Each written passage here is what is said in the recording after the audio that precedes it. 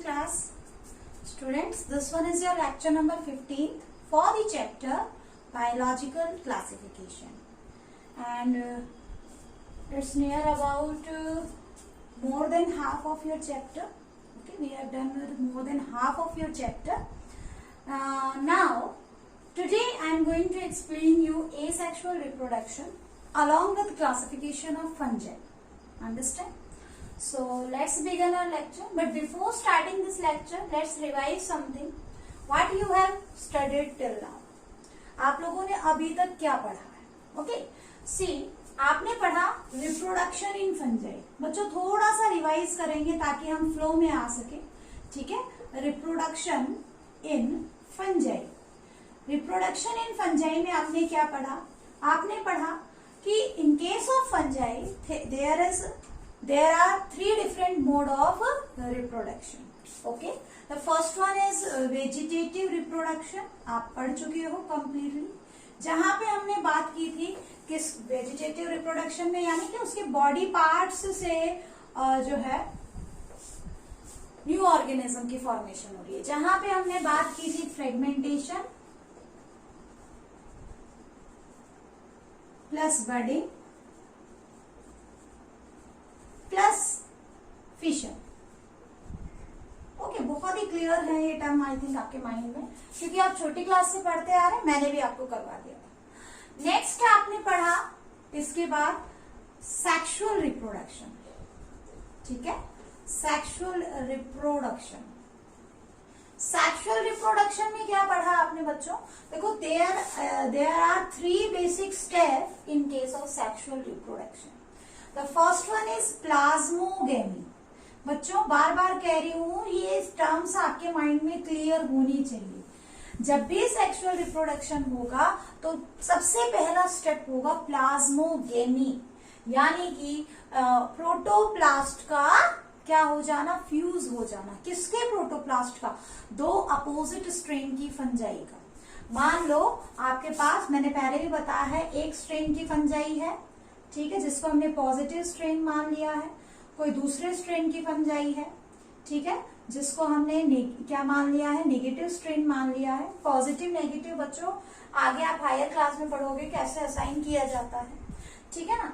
अब क्या होगा? सबसे पहले क्या होगा? प्लाज्मोगेमी, यानी कि मान लो अगर ये क्या है, दो फ्यूजिंग सेल्स हैं, तो ये आपस में ऐसे फ्यूज करेंगे. ठीक है ना, आई बात समझ में? ऐसे फ्यूज करेंगे. जब दो सेल्स अलग अलग स्ट्रेन के दो सेल फ्यूज करते हैं, ठीक है, उनका प्रोटोप्लाज्म फ्यूज करता है, that particular step is known as plasmogamy. तो सबसे पहले क्या होती है? प्लाज्मोगेमी. आई बात समझ में? अब प्लाज्मोगेमी के बाद बच्चों सेकेंड स्टेप, ये फर्स्ट स्टेप था, सेकेंड स्टेप जो होता है दैट इज कैरियोगेमी. ठीक है, यानी कि फ्यूजन ऑफ न्यूक्लियस. देखो यहाँ पे एक जो है ऐसी स्टेज आएगी जिसमें एक जहां पे प्लाज्मोगेमी हुई है, जिन सेल्स में प्लाज्मोगेमी हुई है, वहां पे आपको एक ही सेल में दो न्यूक्लियस है. एक सेल में दो न्यूक्लियस, यानी कि डाइकैरियोन स्टेज. एक सेल में जब दो न्यूक्लियस होंगे तो डाइकैरियोन स्टेज बनती है. ठीक है, अब देखो, अब क्या होना है? ये दोनों न्यूक्लियस फ्यूज होने. अब तक तो क्या था? ये सिर्फ इनका प्रोटोप्लाज्म मिक्स हुआ है. ठीक है ना, अभी तक न्यूक्लियस फ्यूज नहीं हुए. तो सेकेंड स्टेप क्या होता है? कैरियोगेमी. तो याद रखना, प्लाज्मोगेमी और कैरियोगेमी के बीच में एक डाइकैरियोन स्टेज होती है. इस डाइकैरियोन, अब ये जो डाइकैरियोन स्टेज है, आपसे कोई पूछ ले, it is intermediate stage between plasmogamy and karyogamy. अब एक चीज आपको ध्यान में रखना, क्या कि कुछ फंजाई ऐसी हैं जहां पे आपको डाइकैरियोन स्टेज काफी लॉन्ग टाइम के लिए क्या मिलेगी? परसिस्टेंट मिलेगी. ठीक है, कुछ ज्यादा टाइम के लिए क्या मिलेगी? परसिस्टेंट मिलेगी. आई बात समझ में? ठीक है, और अगर हम बात करें आपके कुछ और अलग टाइप के फंजाई की जहां पे प्लाज्मोगेमी डिले हो जाती है, सॉरी, प्लाज्मोगेमी के बाद कैरियोगेमी डिले हो जाती है. क्या कहा मैंने कहा कि आप देखो प्लाज्मोगेमी से होनी है कैरियोगेमी. ठीक है, प्लाज्मोगेमी से क्या होनी है, कैरियोगेमी होनी है। लेकिन ये कैरियोगेमी होने के लिए हो सकता है फंजाई इमीडिएटली प्लाज्मोगेमी के बाद क्या शो कर दे, कैरियोगेमी इमीडिएटली। ठीक है, अगर इमीडिएट इफेक्ट से, अगर आपकी फंजाई इमीडिएटली क्या कर दे, फटाफट से क्या कर दे, आपका डाइकैरियोन स्टेज से डायरेक्ट कैरियोगेमी हो जाए। प्लाज्मोगेमी बनी, डाइकैरियोन हुआ और कैरियोगेमी बनी, ठीक है ना। तो उस केस में क्या होगा, plasmogamy is immediately followed by karyogamy, और जो है इसके अंदर क्या बन जाएंगे, आपके स्पोर फॉर्मेशन हो जाएगी, जाइगोट फॉर्मेशन हो जाएगी। ठीक है, लेकिन कई बार क्या होता है, अच्छा इस टाइप की आपको कहाँ मिलेगी कंडीशन, आपको लोअर फंजाई में मिलेगी। अभी आगे हम बात करते हैं हायर फंजाई किसे कहते हैं, लोअर फंजाई किसे कहते हैं। बेसिकली यहाँ पे जब हम एग्जाम्पल पढ़ते हैं तो फाइकोमाइसिटीज का पढ़ते हैं। ठीक है, यहाँ पे जो एग्जाम्पल दोगे आप, फाइकोमाइसिटीज क्या होती है, फाइकोमाइसिटीज आज आपको अच्छे से समझाऊंगी मैं, फाइकोमाइसिटीज। ठीक है, तो plasmogamy is immediately followed by karyogamy in case of lower fungi, lower जो वेल डेवलप्ड नहीं है। ठीक है, लेकिन जो हायर फंजाई होती है, हायर फंजाई में प्लाज्मोगेमी से बनी डाइकैरियोन स्टेज, डाइकैरियोन स्टेज जो है that is not immediately followed by karyogamy. यहाँ पे क्या होता है, डिलेड होती है। ठीक है, प्लाज्मोगेमी के बाद डाइकैरियोन स्टेज आती है, डाइकैरियोन स्टेज काफी टाइम के लिए होती है और अल्टीमेटली फिर एक स्पेसिफिक टाइम पीरियड के बाद क्या होता है, उनके अंदर कैरियोगेमी होती है। तो परसिस्टेंट डाइकैरियोन स्टेज, ठीक है, आपको कहाँ मिलेगा, लॉन्ग टर्म के लिए कहाँ मिलेगा, हायर फंजाई में। ठीक है, हायर फंजाई में, हायर फंजाई में आप एग्जाम्पल किसका देते हो बच्चों, हायर फंजाई में हम एग्जाम्पल देते हैं एस्कोमाइसिटीज का, बेसिडियोमाइसिटीज का। आगे बात समझ में, तो अभी तक हमने ये किया था। तो फर्स्ट स्टेप हो गया प्लाज्मोगेमी, ठीक है। सेकेंड स्टेप आपने पढ़ा कैरियोगेमी, दोनों के बीच में एक इंटरमीडिएट स्टेज आती है जिसको बोलते हैं डाइकैरियोन स्टेज।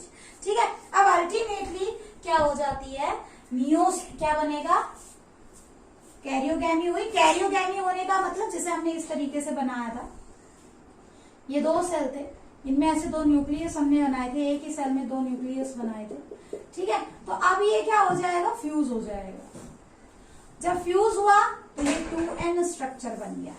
ठीक है, एक स्ट्रेन का n था, दूसरे स्ट्रेन का n था, दोनों फ्यूज हो गए और क्या बना, 2n स्ट्रक्चर बना। ठीक है, and that 2n structure is known as zygote. क्या बना, जाइगोट।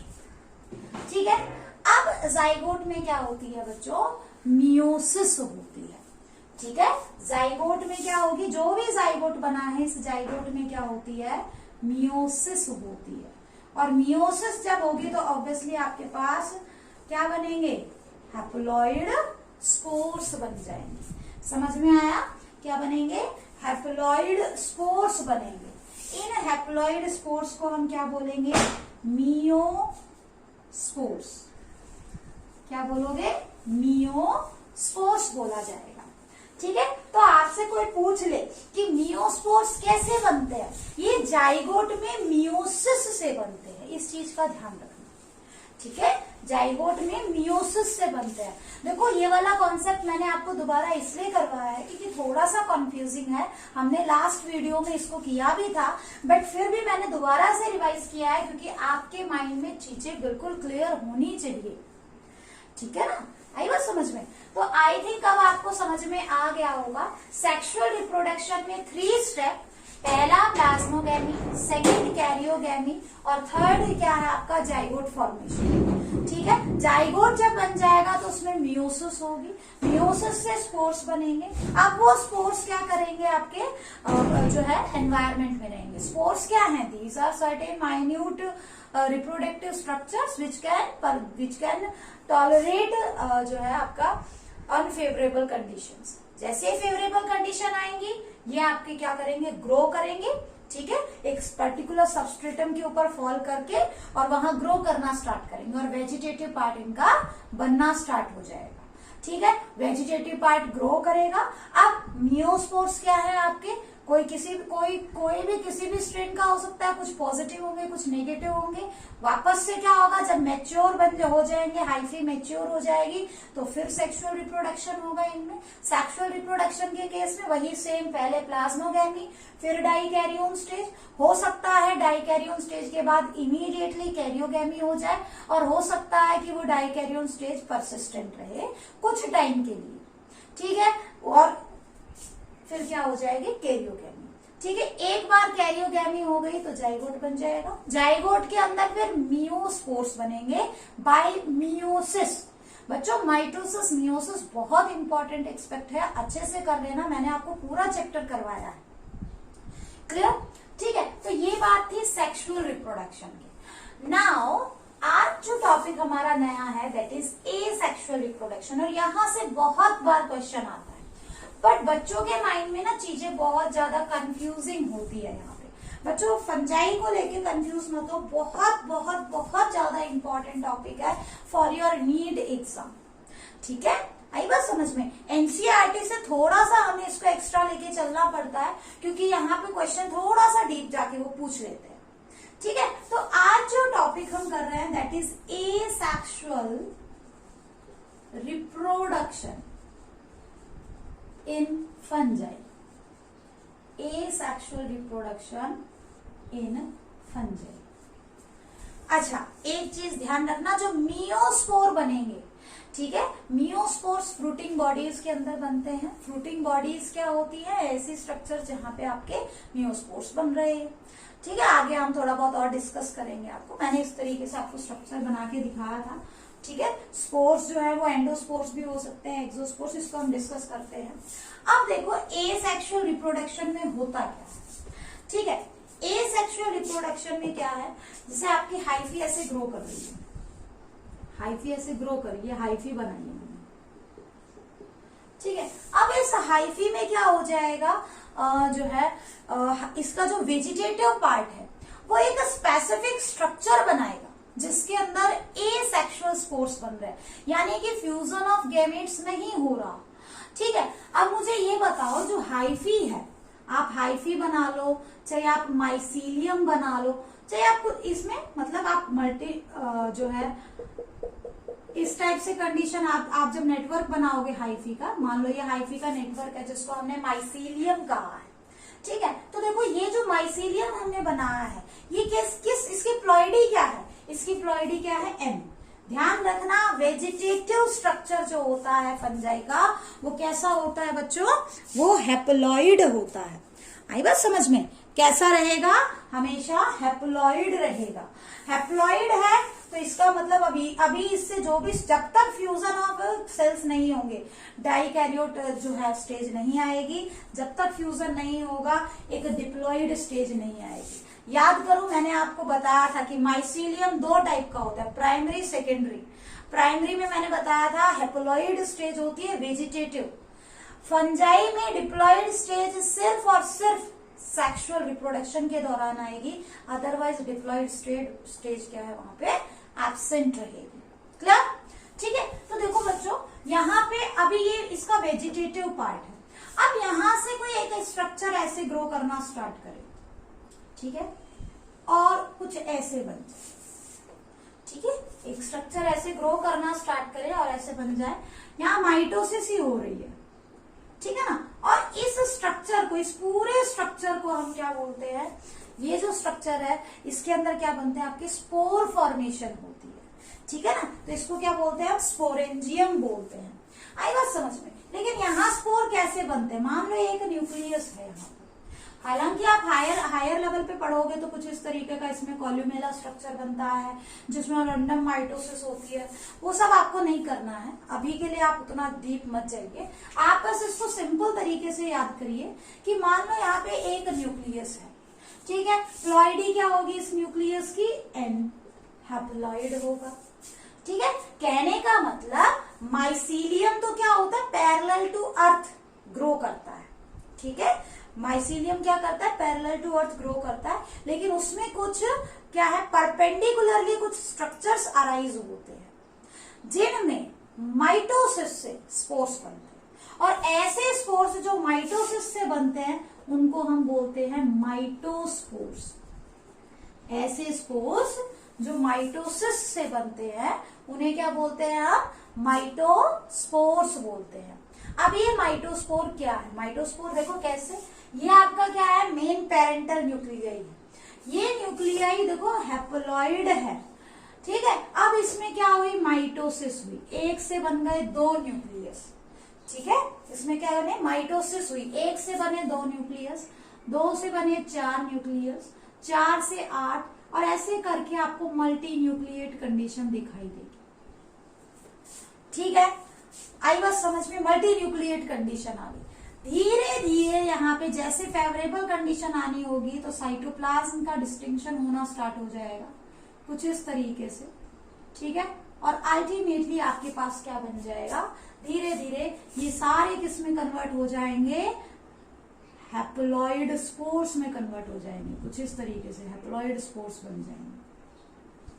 किसके अंदर, स्पोरेंजियम के अंदर, ठीक है। अब अंदर इतना प्रेशर, जैसे ही फेवरेबल कंडीशन आएगी वॉल रप्चर हो जाएगी और यहां से स्पोर्स ऐसे रिलीज कर दिए जाएंगे, ठीक है। आई बस समझ में, स्पोर्स एक सूटेबल सबस्ट्रेटम पे जाएंगे, लैंड करेंगे और अल्टीमेटली वो फिर से वेजिटेटिव पार्ट ग्रो कर देंगे। तो क्या यहाँ पे fusion of male and female strain का फ्यूजन हुआ कि नहीं हुआ, कोई फ्यूजन नहीं हुआ। यहाँ माइटोसिस से स्पोर्स बनते हैं, ऐसे स्पोर्स को क्या बोलते हैं, माइटोस्पोर। अब जो स्पोर्स बनते हैं, ये स्पोर्स बच्चों दो टाइप से बनते हैं, ठीक है। जो माइटोस्पोर्स होते हैं वो दो टाइप से बनते हैं। They may be endogenous in origin, endogenous, okay, and they may also be exogenous. अब ये एंडोजीनियस और एक्सोजीनियस का मतलब क्या है, ठीक है। एंडोजीनियस और एक्सोजीनियस का मतलब क्या है बच्चों, देखो अभी जो मैंने आपको शो किया है दैट इज एंडोजीनियस, ठीक है। अभी जो मैंने आपको शो किया है ये क्या है, एंडोजीनियस। जब स्पोर्स कहाँ बनते हैं, विदिन स्पोरेंजियम बनते हैं, ठीक है, विदिन स्पोरेंजियम। ये स्पोरेंजियम बना, अच्छा ये जो स्टॉक होती है इस स्टॉक को स्पोरेंजियोफोर बोलते हैं, स्पोरेंजियोफोर। बच्चों याद करो आपने 10th क्लास में म्यूकर पढ़ा था, राइजोपस पढ़ा था, स्ट्रक्चर अगर आपको याद हो, ये नॉब लाइक स्ट्रक्चर जो होता है इसको क्या बोलते हो, स्पोरेंजियम, जहां पे बेसिकली माइटोसिस से स्पोर्स बनते हैं, और ये जो स्टॉक है इसको स्पोरेंजियोफोर कहा जाता है, ठीक है। तो बेसिकली अगर स्पोर्स इसके अंदर बन रहे हैं, स्पोरेंजियम के अंदर बन रहे हैं, इस टाइप के स्पोर्स की ओरिजिन को क्या बोलोगे, एंडोजीनियस इन ओरिजिन। लेकिन कई बार डायरेक्टली इस वेजिटेटिव पार्ट पे एक्सटर्नल एनवायरनमेंट में डायरेक्टली स्पोर्स बनते हैं, ठीक है। जैसे हम आगे करेंगे, अभी मैं आपको बाई डायग्राम सारे स्पोर्स करवाऊंगी, ठीक है ना। तो उस केस में उसको क्या बोलते हैं, एक्सोजेनियस इन ओरिजिन, ठीक है। When spores develop directly over vegetative hyphae, ठीक है। वेजिटेटिव हाइफी के ऊपर डायरेक्टली अगर ग्रो कर रहे हैं तो उस केस में बच्चों हम क्या कहेंगे, उसे एक्सोजीनियस इन ओरिजिन कहेंगे। बाय डायग्राम अभी शो करती हूँ इसको, ठीक है। अब एंडोजीनियस और एक्सोजीनियस में देखो आपने एग्जांपल याद रखने हैं, ठीक है ना। आई बात समझ में। तो देखो माइटोस्पोर्स की हम 5 कैटेगरीज पढ़ेंगे, मैं डिटेल से नहीं जाऊंगी, लेकिन कम से कम आपको पता होना चाहिए बच्चों, क्योंकि आगे हम जब क्लासिफिकेशन करेंगे वहां पे हम डायरेक्ट वर्ड यूज करेंगे, ठीक है, कि सेक्सुअल स्पोर कौन कौन से बनते हैं, एसेक्सुअल स्पोर्स कौन कौन से बनते हैं। आई बात समझ में, ठीक है। तो देखो बेसिकली जो फंजाई का डिवीजन है वहां पे आपको मोड ऑफ रिप्रोडक्शन माइंड में बिल्कुल क्लियर होना चाहिए, अगर वो क्लियर नहीं है तो आपको क्लासिफिकेशन ऑफ फंजाई कभी समझ में नहीं आएगा। उसमें ज्यादा कुछ नहीं है, उसमें सिर्फ और सिर्फ उसके रिप्रोडक्टिव साइकिल को लेके जनरली हम बात करते हैं। मोड ऑफ न्यूट्रिशन है लेकिन इतना ज्यादा नहीं जितना हम रिप्रोडक्शन पे कंसंट्रेट करते हैं, ठीक है ना। तो देखो एंडोजीनियस स्पोर्स और एक्सोजीनियस स्पोर्स, टोटल 5 टाइप के हमें एसेक्सुअल स्पोर्स मिलते हैं, ठीक है। द फर्स्ट वन आर जू स्पोर्स, एंडोजीनियस होंगे बाय नेचर। जू स्पोर्स कैसे होते हैं, एंडोजीनियस, अभी बात करेंगे इनके बारे में, ठीक है। इसके अलावा जू स्पोर्स के अलावा नेक्स्ट टाइप के जो स्पोर्स होते हैं दैट इज स्पोरेंजियोस्पोर्स, ठीक है। स्पोरेंजियोस्पोर्स जो अभी आपको बना के दिखाए थे वो स्पोरेंजियोस्पोर्स थे बच्चों, ठीक है। और एक इसके अलावा एक होते हैं क्लेमाइडोस्पोर्स, इसको हम अलग से लिख लेते हैं, क्लेमाइडोस्पोर्स, ठीक है। क्लेमाइडोस्पोर्स में क्लियर कट हमारे पास डिस्टिंक्शन नहीं है कि इनको हम एंडोजीनियस कहें या एक्सोजीनियस कहें, क्योंकि अभी मैं आपको बना के दिखाऊंगी कि किस टाइप के इसमें स्पोर्स बनते हैं, क्लियर कट डिस्टिंक्शन नहीं है, ठीक है। बाकी के जो 2 बच गए कौन कौन से आपके, कोनिडिया एंड ओइडिया, ठीक है। आई बात समझ में, एक तो आपके ओइडिया होते हैं, ठीक है, और एक आपके होते हैं कोनिडिया।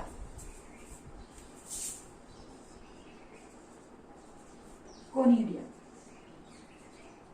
ये 2 टाइप के स्पोर्स ऐसे हैं जो क्या करते हैं आपका जो है एक्सोजीनियस होते हैं बाय ओरिजिन, ठीक है ना। अभी हम इसको बाय स्ट्रक्चर देखते हैं, ठीक है। एक चीज आपको माइंड में और रखनी है बच्चों, क्या कि जो स्पोर फॉर्मेशन हो रहा है फंजाई के अंदर, ठीक है, उसमें आपको ये भी देखना है, पहली चीज तो ये देखो कि वो एसेक्सुअल स्पोर है या सेक्सुअल स्पोर है। दूसरी चीज आपको देखनी है क्या कि जो स्पोर्स है वो मोबाइल है या इमोबाइल है, मोटाइल है या नॉन मोटाइल है, ठीक है ना। अब यहाँ पे देखो सारे के सारे स्पोर्स क्या होते हैं, non motile, except for one, the zoo spore. जू वर्ड कहां से आता है बच्चों, एनिमल से, ठीक है। जू वर्ड कहां से आता है, एनिमल से आता है। आई बात समझ में। तो ध्यान रखना जो जू स्पोर्स होते हैं वो कैसे होते हैं, मोटाइल होते हैं, और इसके साथ साथ एसेक्सुअल स्पोर्स होते हैं, वो माइटोसिस से बनने वाले स्पोर्स होते हैं। अभी थोड़ा सा हम इसको डिटेल से लेंगे, लेकिन सेक्सुअल रिप्रोडक्शन में अगर हम बात करें, सेक्सुअल रिप्रोडक्शन बच्चों एक टॉपिक मैंने आपको ज्यादा डीप जा रहा था इसलिए मैंने नहीं करवाया, that is type of plasmogamy, ठीक है। डिफरेंट टाइप्स ऑफ प्लाज्मोगेमी, की प्लाज्मोगेमी 5 अलग अलग टाइप से होती है, ठीक है ना। वो मैंने आपको नहीं करवाया है, कभी मौका मिलेगा तो जरूर करवाऊंगी, ठीक है। अभी के लिए वहां पे आपको बस मैं एक टर्म बता देती हूँ। कुछ स्पोर्स ऐसे होते हैं जिनको हम बोलते हैं प्लानोस्पोर्स। प्लानोस्पोर्स, प्लानोस्पोर्स क्या है, सेक्सुअल स्पोर्स होते हैं, ठीक है, सेक्सुअल स्पोर्स। और ये कैसे होते हैं, मोटाइल होते हैं। प्लानोस्पोर्स क्या होता है, मोटाइल होते हैं, मूव कर सकते हैं, इनमें फ्लैजिला लगा हुआ होता है, ठीक है ना। आई बात समझ में। तो प्लानोस्पोर्स क्या होते हैं आपके, मोटाइल सेक्सुअल स्पोर्स, और जू स्पोर्स क्या है, non motile motile asexual spores. आई बात समझ में, ठीक है। तो इस तरीके से आपको स्पोर्ट्स के बारे में बच्चों थोड़ी सी नॉलेज होनी चाहिए, ठीक है। और जहां पे बात करें अप्लानोस्पोर्स की, ठीक है, जहां पे बात करें अप्लानोस्पोर्स की, अप्लानो का मतलब देखो, प्लानो का मतलब ही क्या हो गया है, मूविंग, ठीक है। प्लानो वर्ड का ही मतलब क्या हो गया है, मूविंग। तो जब आपके सेक्सुअल स्पोर्स क्या है, प्लानोस्पोर्स है, तो वो मोटाइल है, अप्लानोस्पोर्स है तो नॉन मोटाइल है, ठीक है। सेक्सुअल स्पोर्ट्स में थोड़ा सा इसको एक बार ऐड कर लेना, हालांकि मैंने जो नोट्स दिए वहां आपके पता वहां सारी चीजें लिखी हुई है। अब थोड़ा सा डिटेल से पढ़ते हैं कि ये जो स्पोर्ट्स है, ये स्पोर्ट्स किस टाइप के होते हैं, कैसे होते हैं, ठीक है। आपको जो मैंने नोट्स दिया है उसमें इतना डीप जाके नहीं है बच्चों, क्योंकि आप फिर कंफ्यूज हो जाओगे, लेकिन आपकी कॉन्सेप्चुअल क्लियरिटी के लिए ये चीजें माइंड में क्लियर होनी चाहिए, ठीक है। आप कहोगे तो मैं आपको पिक भेज दूंगी, मेरे पास लिखे हुए मैंने जानबूझ के नहीं भेजी थी, क्योंकि फिर आप जो है कंफ्यूज्ड रहते, बिना समझाए लिखवाने से फायदा नहीं था, आप यहाँ पे देख लो, नोट करना चाहो तो आप यहाँ से नोट कर सकते हो, नोट नहीं भी कर रहे हो तो मुझे बता देना, ठीक है, मैं आपको एक पिक सेंड कर दूंगी, मेरे पास बने बनाए रखे हैं। देखो अभी पहले हमने बात की, हमारे पास 5 टाइप के क्या है, माइटोस्पोर्स है, ठीक है, 5 टाइप के क्या है हमारे पास, माइटोस्पोर। माइटोस्पोर क्या है, मतलब आपके एसेक्सुअल स्पोर्स है, माइटोस्पोर्स आर एसेक्सुअल स्पोर्स, ठीक है। अब माइटोस्पोर्स को हमने 5 कैटेगरीज में डिवाइड किया था बच्चों, ठीक है, 5 कैटेगरीज में डिवाइड किया था। एक बार देख लेती हूँ आपको अच्छे से दिखाई दे रहा है कि नहीं। Okay, the first one was, अभी हमने पढ़ा पहले कौन से थे, जूस्पोर्स, ठीक है, जूस्पोर्स। दूसरे हमने पढ़े स्पोरेंजियोस्पोर्स, ठीक है। थर्ड जो हमने पढ़ा, थर्ड जो है क्लेमाइडोस्पोर्स, क्लेमाइडोस्पोर्स। फोर्थ जो हमने पढ़ा दैट इज ओइडिया, और फिफ्थ जो हम पढ़ेंगे दैट इज कोनिडिया। अब इन पांचों में से देखो, डिस्टिंक्टिव फॉर्म में इनको याद करो। पांचों के अंदर फर्स्ट 2 क्या है आपके, एंडोजीनियस होते हैं ओरिजिन में, लास्ट के 2 एक्सोजीनियस होते हैं ओरिजिन में, और क्लेमाइडोस्पोर्स का कोई क्लियर कट डिस्टिंक्शन नहीं है, ठीक है। तो देखो बात करते हैं जूस्पोर्स की। मान लो ये इस तरीके से स्पोरेंजियम बना, ठीक है, और इसमें जो स्पोर्स बन रहे हैं उनमें ऐसे फ्लैजिला अगर है, ऐसे करके इनमें ऐसे फ्लैजिला है, ठीक है, तो इस टाइप, इसको क्या बोलोगे, जूस्पोरेंजियम। ये स्ट्रक्चर क्या कहलाएगा, जूस्पोरेंजियम। मैंने नाम बताया था, इसको स्पोरेंजियम बोलते हैं। अगर जूस्पोर्स बन रहे हैं इसके अंदर तो जूस्पोरेंजियम। ये स्टॉक क्या हो जाएगी, जूस्पोरेंजियोफोर। देखो चीजें रटने वाली नहीं है, बस आप जूस्पोरेंजियोफोर, 4 का मतलब स्टॉक, और आगे स्पोरेंजियोफोर, स्पोरेंजियम की स्टॉक। और कैसे स्पोर डेवलप कर रहे हैं, जूस्पोर डेवलप कर रहे हैं, इसलिए जूस्पोरेंजियोफोर, ठीक है। अब यहाँ पे आपको ध्यान में देना है कि ये जो आपका स्पोर यहाँ से, जैसे जब फेवरेबल कंडीशन आएगी तो स्पोर यहाँ से ऐसे रिलीज होंगे, ऐसे करके, ठीक है। तो स्पोर, इनके अंदर जो फ्लैजिला है ना, वो हिट्रोकॉन टाइप का है। अलग अलग टाइप के 2 फ्लैजिला मिलते हैं। एक तो आपको नॉर्मल टेंसर जो है स्पोर मिलेगा, ठीक है, जिसके ऊपर जो फ्लैजिला है वो बिल्कुल किस टाइप का होगा, यहाँ पे जो फ्लैजिला है, ये फ्लैजिला 1 भी हो सकता है, ये फ्लैजिला 2 भी हो सकते हैं, जनरली 2 होते हैं। इसको बाईफ्लैजिलेट कंडीशन कहते हैं, बाईफ्लैजिलेट कंडीशन, ठीक है। बाईफ्लैजिलेट कंडीशन में ये जो फ्लैजिला होता है ना, ये 2 टाइप के होते हैं, अलग अलग। एक के ऊपर तो इस तरीके से ऐसे आपको, जैसे मैं थोड़ा बड़ा बना देती हूँ, एक पे तो आपको ऐसे इस तरीके से क्या दिखाई देंगे, मार्केशन से दिखाई देंगे, ठीक है ना। आई बात समझ में, वी प्लस टाइप फ्लैजिला होगा। और एक आपको क्या मिलेगा, बिल्कुल प्लेन। आप इतना डिटेल में मत जाइए, आप बस ये याद रखिए, जो जूस्पोर्स होते हैं, ठीक है, जो जूस्पोर्स होते हैं, उन स्पोर्स को क्या बोलते हैं, ध्यान रखने, ये क्वेश्चन आया हुआ है बच्चों। जू का मतलब मूविंग, और जूस्पोर्स हमेशा एसेक्सुअल स्पोर्स। एक जगह पे आप पढ़ोगे जाइगोस्पोर, जाइगोस्पोर, ठीक है।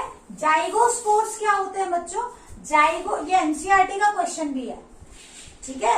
आई बात समझ में, देखना है पीछे क्वेश्चन में, एक्सरसाइज में भी दिया हुआ है कि जूस्पोर और जाइगोस्पोर में क्या डिफरेंस है। जूस्पोर आपका मोटाइल होता है, लेकिन कैसा है, एसेक्सुअल स्पोर। और जाइगो वर्ड कहां से आया, जाइगोट से आया है। जाइगो कहां से आया है, जाइगोट से आया है, तो इसीलिए ये क्या है, सेक्सुअल मोटाइल स्पोर, ठीक है। तो ये क्लियर कट डिवीजन आपके माइंड में होना चाहिए बच्चों। याद करना बड़ी बात नहीं है, आप चीजों को समझोगे तो याद करना आपके लिए बहुत आसान हो जाएगा, ठीक है। तो zoospore asexual motile spore, zygospore sexual motile spore. अब बात करते, तो यहाँ पे जो जिन स्पोर्स में ऐसे एसेक्सुअल स्पोर्स जिनमें फ्लैजिला मिलता है, उसको हमने नाम दिया जूस्पोर्स, ठीक है। बात करते हैं स्पोरेंजियोस्पोर्स की। स्पोरेंजियोस्पोर्स में वही जो आप तक पढ़ते आए थे, ये इसका वेजिटेटिव पार्ट, वेजिटेटिव पार्ट से कुछ इस तरीके से स्पोरेंजियम की डेवलपमेंट होने लगी और ऊपर एक नॉब लाइक स्ट्रक्चर बन गया। ठीक है, इस नॉब लाइक स्ट्रक्चर को क्या कहा जाएगा? इस नॉब लाइक स्ट्रक्चर को स्पोरेंजियम कहा जाएगा। ठीक है, इस नॉब लाइक स्ट्रक्चर को क्या कहा जाएगा? स्पोरेंजियम। ठीक है, और यहाँ पे क्या होता है, इस तरीके से एक स्ट्रक्चर भी बनता है, आप हायर क्लास में पढ़ोगे, कॉल्यूमेला, जिसके अंदर न्यूक्लियस का डिवीजन होता है।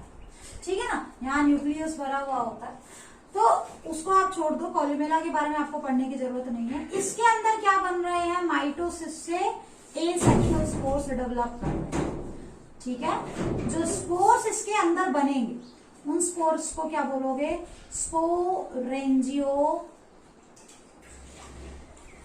स्पोर्स। ये स्टॉक जो आपको दिख रही है, this is known as sporangiophore, वही है जो पीछे पड़ा है। अब यहाँ पे ये जो पैरेलल टू अर्थ सरफेस जो वेजिटेटिव पार्ट ग्रो करेगा, पैरेलल टू अर्थ सरफेस जो वेजिटेटिव पार्ट इसका ग्रो करता है, इसको बोलते हैं स्टोलोन पार्ट। क्या बोलोगे? Stolon part. और जो हाइफी क्या करती है? सबस्ट्रेटम से अटैच होती है, सबस्ट्रेटम को ग्रिप करने में हेल्प करती है। जैसे देखो, आप सबने पढ़ा है क्या? रूट ऑफ द प्लांट, है ना, प्लांट की रूट होती है ना। सिमिलरली फंजाई को सबस्ट्रेटम से अटैच करने के लिए जो हाइफी यूज होती है, उन हाइफी को राइजोइडल हाइफी कहते हैं, राइजोइडल हाइफी। ठीक है, कहां से आया है ये वर्ड? राइजोइड से आया है। Rhizoids are root, true root नहीं होते बट रूट लाइक स्ट्रक्चर्स होते हैं which help the vegetative part to remain attached with the substratum। ठीक है, समझ में आया? नेक्स्ट देखो बच्चों, तो यहाँ पे जो स्पोर्स होते हैं, ध्यान रखना कैसे बन रहे हैं? एंडोजीनियस, इसमें भी एंडोजीनियस थे। ठीक है, इसके अंदर भी एंडोजीनियस थे, और इसमें अब हम पढ़ेंगे आगे। ठीक है, लेकिन ये कैसे थे? ये मोटाइल थे, सिर्फ यही मोटाइल होंगे, बाकी चारों नॉन मोटाइल होते हैं। ठीक है, तो अब ये कैसे है? नॉन मोटाइल, मूव नहीं करेंगे, अपने आप से मूव नहीं करेंगे, एयर या वाटर की हेल्प से मूव करेंगे। अब बात करते हैं क्लेमाइडोस्पोर्स की। ठीक है, क्लेमाइडोस्पोर्स क्या है बच्चों? देखो, यहाँ पे मान लो ये हाइफी ऐसे ग्रो कर रही है, हाइफी जो है ऐसे इस तरीके से टर्मिनल भी ग्रो कर सकती है, hyphae parallel to earth surface भी ऐसे ग्रो कर सकती है। ठीक है, हाइफी किसी भी तरीके से बच्चों ग्रो कर सकती है। ये हमने हाइफी बनाई, ठीक है, और इसका कुछ हिस्सा जो परपेंडिकुलरली ग्रो कर रहा है। अब क्या है, इसी के कुछ सेल्स क्या हो जाते हैं, सारा का सारा उसका content, nuclear content along with cytoplasmic content aggregate हो जाता है to tolerate the unfavourable condition. ठीक है, और एक स्पोर की फॉर्मेशन कर लेता है। अब जो aggregation of cytoplasmic content, nuclear content जो स्पोर बना रहा, वो with in the hyphae, intercalary hyphae के अंदर, इंटरकैलरी पार्ट ऑफ हाइफी के अंदर भी बना सकता है, और टर्मिनल रीजन में। जैसे मान लो यहाँ पे ये हाइफी ऐसे थी, ठीक है, यहाँ पे आपको टर्मिनल रीजन में क्या दिखाई दे रही है? हाइफी दिखाई दे रही है। अब क्या हो जाए कि ये कंटेंट क्या है, यहाँ पे ऐसे एग्रीगेट हो जाए, इकट्ठा हो जाए। ठीक है, और आपका जो सेल है वो कुछ इस तरीके से रहेगा। ठीक है, आई बात समझ में? हो सकता है यहाँ पे ये वाला सेल भी ऐसे ही क्या हो, एग्रीगेशन शो करे। और स्पोर्स क्या है बच्चों? देखो, स्पोर्स वो चीज है जो क्या कर रही है, आपका जो है अनफेवरेबल कंडीशन के अंदर उसको टॉलरेट करने की एबिलिटी रखती है। इनके चारों तरफ एक हार्ड वॉल की फॉर्मेशन हो जाती है। ठीक है, और अंदर ही अंदर क्या होते रहते हैं? Nuclear division. धीरे धीरे जैसे फेवरेट, तो यहाँ क्या है कि जो आपका स्पोरेंजियम है वो ऐसे अलग से ग्रो नहीं हुआ। हाइफी के जो सेल्स है वही क्या हो गए, कंडेंस हो गए, ठीक है, सारा का सारा कंटेंट कंडेंस हो गया और एक स्पोर लाइक स्ट्रक्चर बना दिया। तो इस टाइप से जब स्पोर्स बन रहे हैं, ठीक है, अब उसी के अंदर माइटोसिस होनी स्टार्ट हो जाएगी, मल्टी न्यूक्लिएट कंडीशन आएगी, फेवरेबल कंडीशन आती है, वो स्पोर्स रिलीज हो जाएगी। ऐसे स्पोर्स को क्लेमाइडोस्पोर्स बोलते हैं, ठीक है। कई बार क्या होता है कि टर्मिनल पार्ट पे ना करके, ये सपोज करो कंडेंसेशन यहां हो गई, स्पोर यहां बन गए, ठीक है, तो इसको क्या बोलेंगे, अब जब इसके अंदर क्या होगा, वही सेम इसी तरीके का प्रोसेस हो रहा है। पहले मल्टीपल कैरियोकाइनेसिस होगी, each karyokinesis is not followed by cytokinesis, multi nucleate condition आएगी और अल्टीमेटली क्या हो जाएगा, जब फेवरेबल कंडीशन आने वाली होगी उस टाइम पे वो साइटोप्लाज्म का भी डिवीजन होगा और मल्टीपल एसेक्सुअल स्पोर्स बन जाएंगे। जैसे ही अनफेवरेबल कंडीशन ओवर होगी तो फेवरेबल कंडीशन में वो वॉल रप्चर करेगी, ये स्पोर की वॉल रप्चर करेगी और ये ग्रो कर देंगे, ठीक है। आई बात समझ में? हो सकता है कि ये डायरेक्ट, जैसे इसके अंदर मल्टी न्यूक्लिएट कंडीशन ना हो, ये डायरेक्टली भी ग्रो कर जाए। तो क्लेमाइडोस्पोर्स में अभी तक कोई क्लियर कट डिवीजन नहीं है हमारे पास कि ये किस तरीके से ग्रो करते हैं, बट हमें इतना पता है कि हाइफी के विद इन हाइफी जो सेल्स हैं वो क्या बना लेते हैं, स्पोर्स बना लेते हैं और ऐसे स्पोर्स को क्लेमाइडोस्पोर्स कहेंगे, ठीक है। नॉन मोटाइल स्पोर्स होते हैं। नेक्स्ट इज बच्चों ऊडिया फॉर्मेशन। इसको मैं मिटा देती हूं,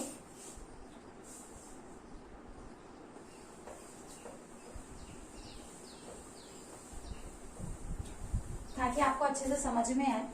ऊडिया, देखो क्लेमाइडोस्पोर्स अलग थे, ऊडिया में क्या होता है, जैसे आपकी ये हाइफी ऐसे ग्रो कर रही है, ऐसे करके ग्रो कर रही है, ठीक है। अब क्या हुआ, कुछ पार्ट इसका ऐसे परपेंडिकुलर भी ग्रो कर गया, तो इसका टिप वाला जो रीजन है, ठीक है, ये टिप वाला रीजन जो होता है, इस टिप वाले रीजन में डायरेक्ट क्या बनना स्टार्ट हो जाता है, डायरेक्ट क्या है यहाँ पे, ये स्पोर बन जाएगा कंप्लीटली, ठीक है, डायरेक्टली क्या बन जाएगा, एक कंप्लीट स्पोर बन जाएगा, ठीक है। और ये जैसे यहाँ पे जब तक अनफेवरेबल कंडीशन है, it remain attach to the vegetative part. इसको क्या बोलते हैं, इसको बोलते हैं ऊडिया। इस टाइप के स्पोर्स जो बन रहे हैं उसको क्या बोला जाता है, ऊडिया बोला जाता है, ठीक है। धीरे धीरे जैसे ही ऐसे ही हो सकता है इसका नीचे वाला पार्ट किसमें कन्वर्ट हो जाए, स्पोर में कन्वर्ट हो जाए, ठीक है ना। तो जैसे ही फेवरेबल कंडीशन आएगी ये आपस में ऐसे डिटैच होंगे इस तरीके से और ये एनवायरमेंट में स्प्रेड हो जाएंगे, ठीक है। और जो आपका स्टोलोन वाला पार्ट है या जो वेजिटेटिव पार्ट है वो एज इट इज रिमेन ऐसे ही अटैच रहेगा सरफेस से, ठीक है। ये तो मैंने छोटा बनाया था, जैसे आपकी हाइफी बहुत बड़ी है ऐसे करके, ठीक है ना, आपकी हाइफी इस तरीके से और उसमें मल्टीपल सेल्स हैं, तो हर सेल क्या बना ले, अगर ऐसे डायरेक्टली क्या बना ले, स्पोर्स की फॉर्मेशन कर ले, ठीक है ना। और ये क्या करे, बाद में फेवरेबल कंडीशन आने पे ऐसे स्प्लिट हो जाए। जनरली टर्मिनल पार्ट ही रहेगा, जनरली टर्मिनल पार्ट रहेगा, ठीक है ना। तो इस तरीके से बनने वाले जो स्पोर्स होते हैं इनको बोलते हैं ऊडिया फॉर्मेशन, ठीक है। अब बात करते हैं नेक्स्ट और लास्ट और सबसे इंपॉर्टेंट। देखो बच्चों, स्पोर्स पे क्वेश्चन आते हैं, ज्यादा कंफ्यूज मत रहना। इसकी जो ओरिजिन है, क्या यहाँ पे कोई स्पोरेंजियम बना था, क्या यहाँ कोई स्पोरेंजियम बना, नहीं बना, इसलिए एक्सोजीनियस डायरेक्टली हाइफी के ऊपर क्या बन गए, आपके स्पोर्स बने, ठीक है। इसके साथ साथ यहाँ पे जो स्पोर्स होते हैं वो कैसे होते हैं, नॉन मोटाइल। अगर आपको डायग्राम नहीं समझ में आ रहा है तो कोई प्रॉब्लम नहीं है बच्चों, आप सिर्फ ये याद करो मोटाइल कौन सा है, नॉन मोटाइल कौन सा है, एंडोजीनियस कौन सा है, एक्सोजीनियस कौन सा है, ठीक है। तो एंडोजीनियस में फर्स्ट टू, एक्सोजीनियस में लास्ट के टू, ठीक है। और इसको हम इंटरमीडिएट स्टेज मान लो, इसका भी क्लियर का डिस्टिंक्शन नहीं है। मोटाइल में केवल फर्स्ट जू स्पोर, बाकी सारे के सारे नॉन मोटाइल। अब बात करते हैं कॉनिडिया की, दैट इज वेरी इंपॉर्टेंट, ठीक है, क्योंकि इसको हमें आगे डिस्कस भी करना है। देखो पहला क्या है, जैसे आपकी हाइफी ऐसे स्टोलोन पार्ट के फॉर्म में ग्रो कर रही है, ठीक है, ऐसे करके आपकी हाइफी है, इस हाइफी से परपेंडिकुलरली क्या वेजिटेटिव पार्ट इसका ग्रो करना स्टार्ट होगा।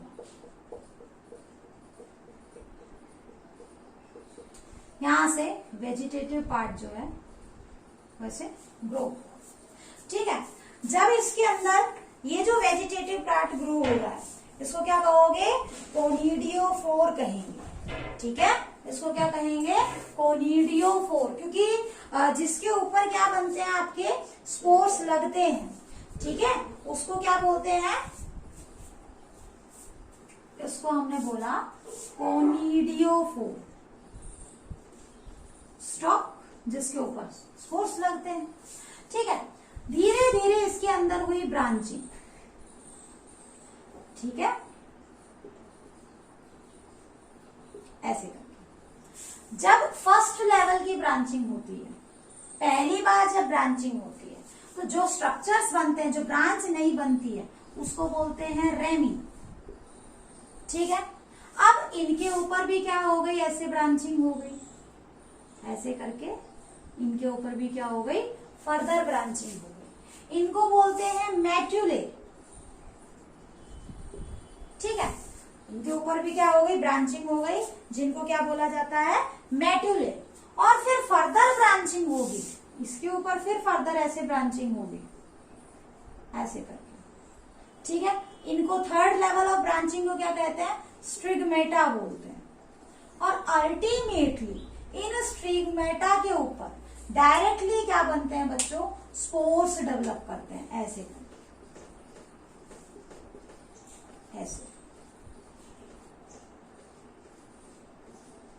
आई बात समझ में, ठीक है। डायरेक्टली स्ट्रिगमेटा के ऊपर क्या बनते हैं, स्पोर्स बनते हैं।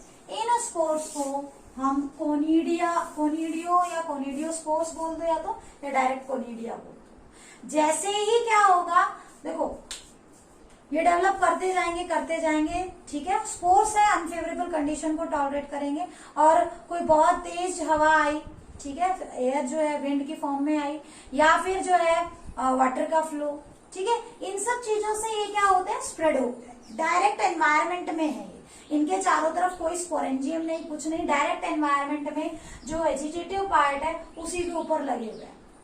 आपको बस ध्यान में रखना है ये ब्रांचिंग, पहली बार जब ये ग्रो करेगा, ठीक है, जो इसका वेजिटेटिव पार्ट जब ग्रो करेगा तो कोनिडियोफोर, नेक्स्ट जब ब्रांचिंग होगी, फर्स्ट लेवल ऑफ ब्रांचिंग तो रेमी बनेगी, सेकेंड लेवल ऑफ ब्रांचिंग में मेट्यूले बनेंगे, थर्ड लेवल ऑफ ब्रांचिंग में स्ट्रिगमेटा बनेंगे, और स्ट्रिगमेटा के ऊपर जो है एक्सोजीनियसली स्पोर्स अरेंज होते हैं, ठीक है। तो बेसिकली आपको देखो ये सब चीजें नहीं याद रहती तो बहुत अच्छी बात है, नहीं रहती तो कोई प्रॉब्लम नहीं है। आपको जस्ट क्या करना है, ये ध्यान में रखना है कि ये कैसे होते हैं, एक्सोजीनियस होते हैं, एक्सोजीनियस, ठीक है, प्लस नॉन मोटाइल रहेंगे। आई बात समझ में। तो देखो बच्चों, this was all about your different types of fungi. अब अगर बात करें इनके हैबिटेट की, तो हैबिटेट में जनरली क्या होता है, हैबिटेट की जहां तक बात है तो ये जनरली आपको एक्वेटिक मिलेंगे, बाकी सारे टेरेस्ट्रियल होते हैं, ठीक है। अभी हमने सिर्फ एसेक्सुअल स्पोर्स के बारे में पढ़ा है, ठीक है। बात करते हैं बच्चों किसकी, आपके क्लासिफिकेशन ऑफ फंजाई की, ठीक है।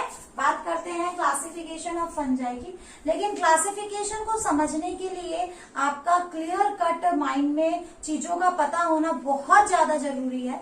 बस एक टॉपिक रह गया जिसको डायरेक्टली मैं आपका खत्म कर दूंगी, ठीक है। क्लासिफिकेशन में चारों फंजाई एक साथ पढ़ेंगे, प्लस आपके उनके कैरेक्टर्स। तो एक लेक्चर लास्ट फंजाई का बच गया है, ठीक है, इसको हम कर लेंगे। कल के लेक्चर में ये हो जाएगा कवर। उसके बाद 2 लेक्चर आपके वायरस, वायरॉइड, इन सब के लिए मुझे चाहिए, तो 3 लेक्चर में ये चैप्टर आपका ओवर है। बात करते हैं आपके एग्जाम की। मैंने आपको नीट का एक पेपर भेजा भी है, ठीक है। तो नीट का जो पेपर है बच्चों, आप एनालाइज करो आपका किस तरीके के क्वेश्चंस उसमें आए हुए हैं, खासकर की सेल वाली जो यूनिट है, ठीक है, वो हमने पूरी कंप्लीट कर ली है। मैं आपको डाउट क्लास में बताऊंगी, या कभी मौका मिलेगा तो उस पेपर को हम देखेंगे। मैं आपको कंप्लीट बताऊंगी कि कौन कौन से क्वेश्चन आए हुए हैं और आपने कितना पढ़ा है। बच्चों आपको बहुत इजी लगेगा पेपर, आई बात समझ में? ठीक है, बहुत ही इजी लगेगा। ठीक है, तो आप एक बार एनालाइज जरूर करना। मैंने आपको पेपर जिस दिन हुआ था मैंने उससे नेक्स्ट डे मैंने आपको सेंड कर दिया था। ठीक है, पेपर तो मेरे पास उसी दिन आ चुका था, बट आपको मैंने सेंड कर दिया था रिटर्न फॉर्म में। जो आपका आकाश वाला जो पेपर है वो मैंने सेंड कर दिया था। ठीक है, जैसे ही ये चैप्टर होता है तो एमसीक्यू इस चैप्टर के हम देंगे आपको। ठीक है, वो आपको सॉल्व करने हैं ताकि आपका कॉन्सेप्चुअल क्लियरिटी यहाँ पे बन सके। ठीक है, और चैप्टर को अपना रिवाइज करिए जितना हो सकता है, मैक्सिमम पढ़िए इसको, अदरवाइज फिर आपको प्रॉब्लम क्रिएट हो जाएगी। 5 चैप्टर जो किए हैं वो 5 चैप्टर आपके टिप्स पे होने चाहिए। कम करो पर बढ़िया करो। ठीक है, इसके बाद देखते हैं आगे कैसे क्या करवाना है, क्योंकि एग्जाम्स आपके आने वाले हैं। ठीक है, तो एग्जाम में मैं 5 चैप्टर ही दूंगी, 5 से ज्यादा नहीं देंगे बच्चों। जैसे ही ये कंप्लीट होता है आपका रिवीजन स्टार्ट कर देंगे, क्योंकि बहुत से बच्चे ऐसे भी हैं हमारे पास उन्होंने लेट ज्वाइन किया था स्कूल को। ठीक है ना, तो उनको भी थोड़ा सा रिवीजन भी हो जाएगा, आपका भी रिवीजन हो जाएगा। तो that's all for today's lecture बच्चों। Thank you everyone.